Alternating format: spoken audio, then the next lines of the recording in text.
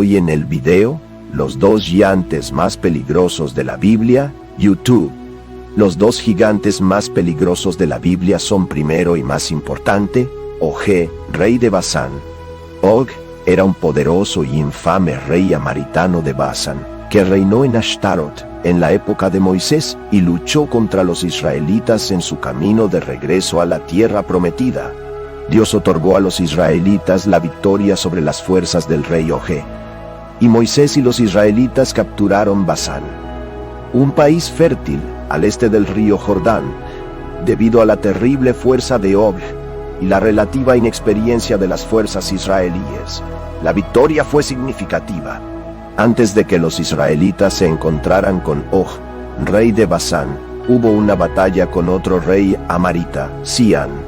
Moisés había pedido a Sión que permitiera a los israelitas pasar por su tierra, prometiendo no tomar ningún recurso de los amaritos en el camino. Pero Sihón reunió sus fuerzas y atacó a los israelitas. Dios ayudó a Moisés y a los israelitas a derrotar a los amaritas y a tomar su tierra. En Números 21, versículos 33 a 35, leemos que luego se volvieron y subieron por el camino de Basán, y Og, el rey de Basán, salió contra ellos, él y todo su pueblo, a la batalla de Edrei. Pero el Señor dijo a Moisés: no le temas, porque yo te lo entrego a él, a todo su pueblo y a su tierra, y tú le harás lo mismo que a Sihón, rey de los amaritas, que vivía en Heshbón. Así que le derribaron a él, a sus hijos y a todo su pueblo, hasta que no quedó nadie vivo, y se hicieron dueños de su tierra. Og, el rey de Basán, salió contra ellos. Esta fue otra batalla que Israel no inició, pero Israel fue más que capaz de enfrentar el desafío y, a través de su Dios, ganó una gloriosa victoria. No le temas, porque lo he entregado en tu mano. Este fue un aliento necesario porque Og de Basán era conocido por su tamaño y fuerza. Og era otro rey amarita que no era una amenaza para Israel, porque el Señor ya le había dado a él y su dominio a Israel. El resultado de la batalla de Og fue predeterminado antes de que él se pusiera su armadura. La batalla entre las fuerzas de Og y las de Moisés se describe en Deuteronomio. Según el texto, Og gobernó más de 60 ciudades fortificadas, todas conquistadas por los israelitas. Esto dio a Israel más territorio para ocupar en el lado oeste del río Jordán, y les mostró que podían vencer a los poderosos enemigos que enfrentarían en el lado oeste del Jordán con el poder de Dios. En Deuteronomio 3, versículos 3 a 5, tan pronto como el Señor nuestro Dios también nos entregó en nuestras manos, Og, el rey de Basán, y todo su ejército, los golpeamos, sin dejar a ninguno vivo. En ese momento tomamos todas sus ciudades. No había una ciudad de las 60 ciudades que no les tomáramos. Toda la región de Argob, Basán, todas estas ciudades estaban fortificadas con muros altos, puertas y barras. Además de un gran número de aldeas sin muros, las destruimos por completo, como lo hicimos con Sihón, rey de Heshbón, destruyendo todas las ciudades, hombres, mujeres y niños, pero todo el ganado y el botín de sus ciudades que tomamos para nosotros. Como Sihón, Og llevó a todo su ejército a la batalla contra Israel, y en el caso de Sihón, Dios ya había decidido entregar al rey, junto con todo su ejército y tierra, a Israel. Israel destruyó toda la población, y tomó el control de las 60 ciudades del reino de Og, que tenían las mismas murallas altas que las de Sihón. Cuando Dios decidió entregar a su pueblo a un enemigo, incluso las ciudades fuertemente fortificadas no podían igualar el poder de Dios. En el futuro, cuando llegaran a Jericó, allí se llevaría a cabo la ilustración más impactante de esta realidad. También era un hombre enorme, con una cama de hierro que medía 9 codos de largo y 4 codos de ancho, lo que equivale a 13, 5 pies de largo y 6 pies de ancho.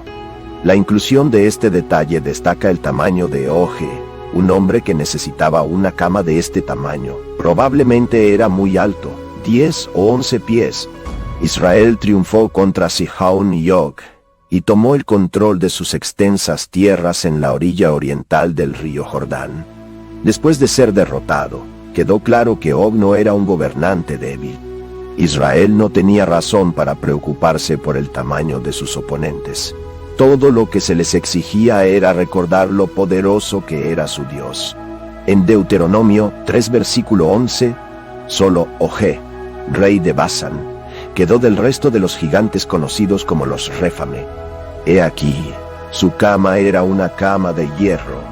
Está en la Rabá de los hijos de Armón. Su longitud era de 9 codos y su anchura de 4 codos, según el codos de un hombre. Su colosal cama se había hecho famosa y sin duda se guardó como un recuerdo. La noticia de la victoria se extendió rápidamente, apaciguando el miedo en los corazones de los que estaban en Canaán. Rahab, una prostituta de Jericó, creía que el Señor tenía poder sobre esa ciudad fortificada porque ella y otros habían oído hablar de la victoria sobre Sehón y Og. En Josué 2 versículo 10 leemos: porque hemos oído cómo el Señor secó para ustedes las aguas del Mar Rojo cuando salieron de Egipto, y lo que hicieron a los 2 reyes amorreos que estaban al otro lado del Jordán, Sihón y Og, a quienes destruyeron por completo. Moisés usó la victoria para animar a los israelitas mientras los dejaba a Josué y estaban a punto de entrar en Canaán. Deuteronomio 31 versículo 4. Y en Salmo 135 versículos 7 a 11, quien hace subir el vapor desde los confines de la tierra, quien hace hacer relámpagos para la lluvia, quien saca el viento de sus tesoros, quien golpea a los primogénitos de Egipto, tanto de hombre como de bestia, quien envía signos y maravillas en medio de Egipto contra Faraón y todos sus siervos, quien golpea a grandes naciones. Y en el Salmo 136 versículos 18 a 20, y mató a reyes famosos por su misericordia y durabilidad para siempre. A Sión, rey de los amorreos, por su misericordia y durabilidad para siempre. Y a Og, rey de Basán, por su misericordia y durabilidad para siempre. De acuerdo con Deuteronomio 3 versículo 11, Og era un descendiente de los Refaim, lo que indica un hombre de gran estatura o un gigante. En Josué 12 versículo 4, y la costa de Og, rey de Basán, que era de los restos de los gigantes que habitaban en Astarot y en Idre. Og se refiere como el último de los Refaim en Deuteronomio 3 versículo 11, y más tarde, en los libros de Números y Josué, Refaim es una palabra hebrea para gigantes. Los Refaim o Rephims eran un pueblo que vivía en Canaán y otros lugares en los tiempos de Moisés y Josué. El término Refaim es descriptivo, no étnico, lo que significa los aterradores. Los Refaim eran gigantes acostumbrados a la batalla. Cuando los israelitas intentaron por primera vez entrar en la tierra prometida, los espías informaron que estaba habitada por gigantes conocidos como Nefilim y los hijos de un genio. Las repetidas referencias al Refaim en estos primeros capítulos demuestran que Israel, confiando en Dios, era más que capaz de derrotar a esta temible raza de guerreros. También muestra que su temor a estos hombres era infundado. En el número 13, cuando se negaron a entrar en la tierra prometida, sus excusas parecen ser más débiles a la luz de las victorias de la generación siguiente. Nada es demasiado difícil para Dios, nada es imposible para Él. En Mateo 19 versículo 26, Jesús les miró y dijo: con el hombre esto es imposible, pero con Dios todo es posible. Segundo, el Goliat.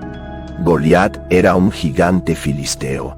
Los filisteos son enemigos de los israelitas y se reunieron para la guerra. No hace mucho que los filisteos habían sido completamente derrotados, pero ahora están haciendo un regreso. Bajaron en territorio israelí y parecían haber tomado posesión de parte de él mientras acampaban en un área controlada por Judá. En 1 Samuel 17 versículos 1 a 3, ahora los filisteos reunieron sus ejércitos para la batalla, y se reunieron en Shacho, que pertenecía a Judá, y acamparon entre Shacho y Aseca en Éfeso Damim. Saúl y los hombres de Israel se reunieron y se pusieron en el valle de Ella y se prepararon para la batalla contra los filisteos. Los filisteos se encontraban en una montaña de un lado y Israel en el otro, y entre ellos había un valle. El valle de Ella era más como un gran cañón que un pequeño valle. En 1 Samuel 17 versículo 4, y salían un campeón del campamento de los filisteos llamado Goliat de Garet, cuya altura era de 6 codos y una franja. No entendemos de inmediato lo que esto significa a primera vista, porque no medimos las cosas en codos o extensiones y las contamos en pies e pulgadas. Así que vamos a ponerlo en términos que podamos entender. Goliat era un hombre enorme, probablemente de unos 9 pies y 9 pulgadas de altura. Y si se suma a su altura la longitud de sus brazos cuando los elevó sobre su cabeza, se puede imaginar lo imponente que debe haber sido, pero no solo su tamaño. En 1 Samuel 17 versículos 5 a 6, tenía un casco de bronce sobre la cabeza, y estaba armado con un abrigo de correo, y el peso del abrigo era de 5,000 siclos de bronce, y tenía grados de bronce sobre las piernas y una jabalina de bronce entre los hombros. El palo de su lanza era como un tejido de viga, y la cabeza de su lanza pesaba 600 siclos de hierro, y uno que llevaba un escudo iba delante de él. Estaba vestido con lo que llamaríamos correo de cadena. Los filisteos se preparaban para la batalla usando una pieza masiva que se parecía a un lienzo y estaba cubierta de anillos de bronce superpuestos. Este correo en cadena protege al portador desde los hombros hasta las rodillas contra las armas utilizadas por el oponente. Este estilo y tamaño particular de armadura pesaban 5,000 shekels de bronce, lo que equivale a entre 175 y 200 libras en los estándares modernos.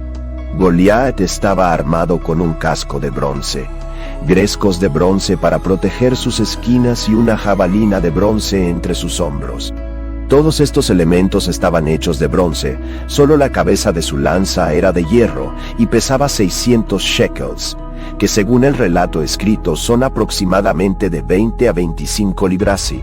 Estaba acompañado por un escudo que caminaba delante de él. La palabra hebrea usada aquí se refiere al escudo más grande utilizado en la batalla, que es lo suficientemente grande como para proteger a un adulto. Está muy claro que su propósito era proteger su cuerpo de las flechas disparadas por el enemigo. Así, además de su armadura, Goliat tenía a este hombre corriendo delante de él, empujando un escudo del tamaño de un hombre para una defensa adicional. Tómese un momento y permita que su mente visualice la impresionante escena que acaba de leer. Imagínese el terror que sentiría si tuviera que enfrentarse a un coloso de este tamaño, que también estaba protegido por tanta armadura. Sin duda, las probabilidades son contra cualquiera lo suficientemente loco como para enfrentarlo en la batalla. Observe lo que hizo este guerrero gigante en 1 Samuel 17 versículos 8 a 9. Goliat se puso de pie y gritó al ejército de Israel y les dijo: ¿Por qué han salido a preparar su batalla? Escoge un hombre para ti y déjalo venir a mí. Si puede luchar conmigo y matarme, entonces seremos sus siervos. Pero si yo lo vengo y lo mato, entonces ustedes serán nuestros siervos y nos servirán. Una vez más, el filisteo desafió las líneas de batalla de Israel ese día. Dame un nombre para que podamos luchar juntos. Cuando Saúl y todo Israel oyeron estas palabras del filisteo, se asustaron y tuvieron un gran miedo. David era hijo de un afrotito de Belén de Judá llamado Jesse, que tuvo 8 hijos. Jesse era un anciano en los días de Saúl, avanzado entre los hombres. Sus 3 hijos mayores habían seguido a Saúl a la batalla. Los nombres de sus 3 hijos que fueron a la batalla fueron Eliabe, el primero nacido junto a Abinadab, y el tercer Shama. David fue el más joven. Los 3 mayores seguían a Saúl, pero David fue y regresó de Saúl para pastorear el rebaño de su padre en Belén. El filisteo Goliat salió mañana y tarde y se mantuvo firme durante 40 días. Goliat sugirió una estrategia popular en la civilización oriental, es decir, el combate representativo o conflicto uno contra uno. Él representaría al ejército filisteo, mientras que el elegido de Israel representaría al ejército israelí. Quien ganara, su ejército era victorioso, y quien perdiera, todo su ejército perdió. Durante un buen mes y medio, desfile allí cada mañana y noche, presumiendo de su tamaño y poder y desafiando a cualquiera a luchar contra él. Un joven llamado David estaba cuidando el rebaño de su padre en ese momento, y lo hizo en la pequeña ciudad de Belén, situada en las montañas de Judá. Estaba lejos de ser lo suficientemente viejo como para unirse al ejército. De hecho, probablemente David no estaba al tanto de la situación existente entre los israelitas y los filisteos en ese momento. Es posible que ni siquiera hubiera oído hablar de Goliat. Su único conocimiento era que sus 3 hermanos mayores estaban sirviendo en el ejército de Saúl. Así que Jesse llamó a David para que le diera un recado en 1 Samuel 17, versículos 17 a 18. Y Jesse le dijo a su hijo David: «Ahora toma para tus hermanos un éfer de este trigo secado y estos 10 panes y corre al campamento a tus hermanos.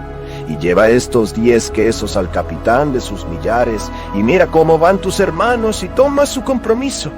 David no tenía intención de pelear. Su padre lo había enviado simplemente a entregar algunos bocadillos a sus hermanos y mostrar su cuidado por ellos. El sol se levantó como cualquier otra mañana de ese día, tanto para David como para Goliat. No hubo ninguna advertencia, pero en realidad el desafío matutino de Goliat sería su último, y la vida heroica de David comenzaría. Al día siguiente, David se levantó temprano y hizo exactamente lo que su padre le había aconsejado. Dejó su rebaño de ovejas con otro pastor, y al acercarse al campamento israelí, notó a las tropas preparándose para la batalla, y él era el grito de guerra.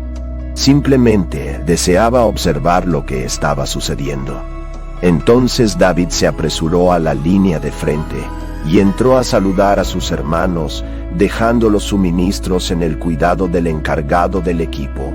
Mientras estaba allí, David y sus 3 hermanos escucharon un fuerte grito desde el otro lado del valle, y luego todos los que estaban en su cercanía inmediata comenzaron a correr y a esconderse dentro de sus tiendas de campaña. Y todos los hombres de Israel, cuando vieron al hombre, huyeron de él y se asustaron profundamente. 1 Samuel 17, versículo 24.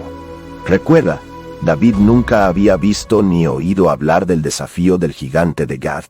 Ve a un hombre gigante cubierto de armaduras, gritando amenazas y desafíos, y maldiciendo al Dios de Israel mientras miraba a través del campo de batalla.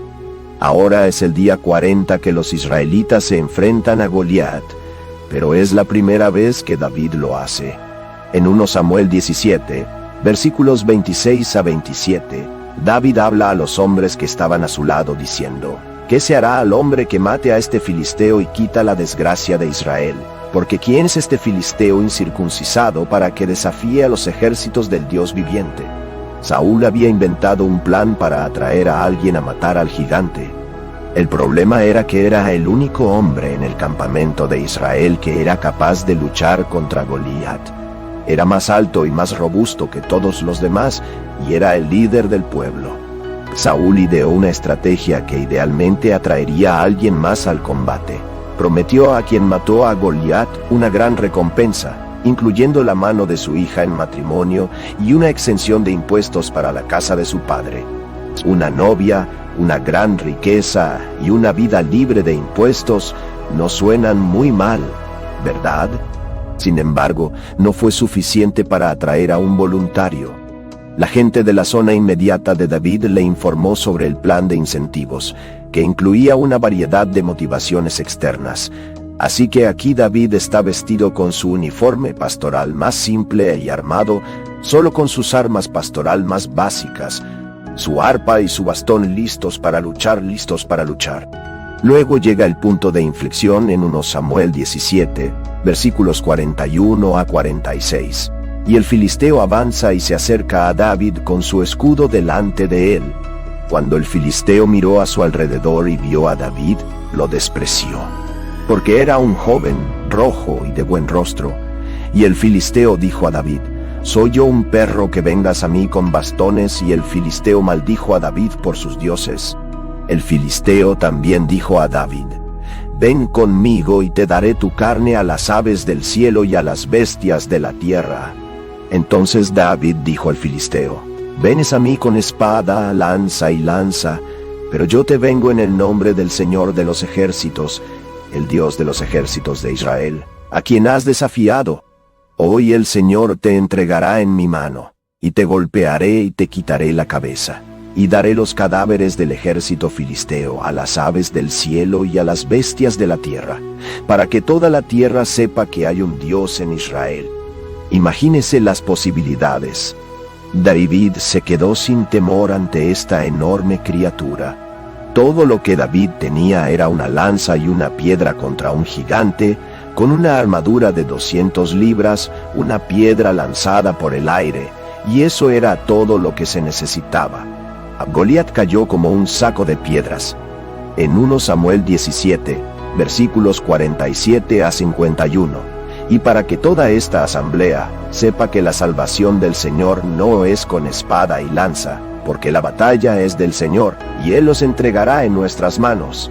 Y sucedió que cuando los filisteos se levantaron y se acercaron a encontrar a David, David se apresuró y corrió hacia el ejército para enfrentarse a los filisteos.